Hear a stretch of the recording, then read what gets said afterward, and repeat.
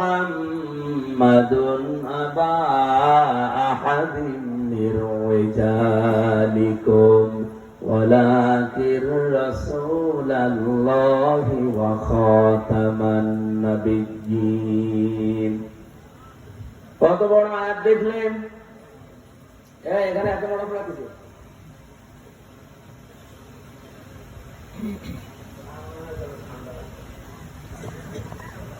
মানি, আবা আহাদিন মির রিজালিকুম এইটাও মানি, ওয়ালাকিন রাসূলুল্লাহ এইটাও মানি, কিন্তু খাতামান নাবিয়্যিন এটা মানি না।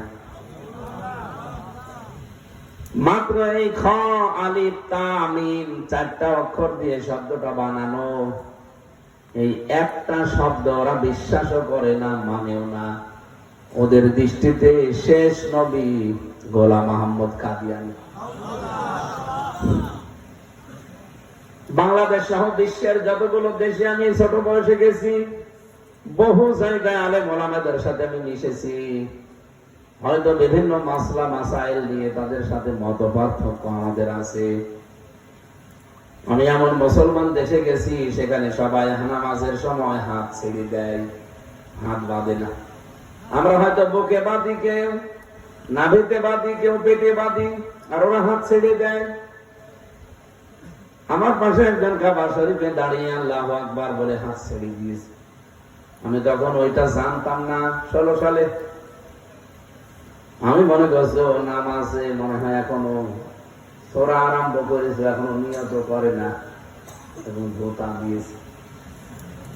ধোতা দেওয়ার পরে ও দেখি ও কোনা দিয়ে ধোতা দেয় না, যে কাবা শরীফে কি এই দ্রুত গতি চলে নাকি? নতুন গেছি তো। পরবর্তীতে আমাদের সাথে যিনি ছিলেন বললাম যে এই লোকটা যে আমার পাশে দাঁড়িয়ে হাত ছেড়ে দিয়েছে, বলছে এদের অন্য মাযহাব, এরা ওই মাযহাবের লোক। তার মানে তামাম দুনিয়াতে বিভিন্ন মাসলা মাসাইল নিয়ে মত পার্থক্য আমাদের আছে।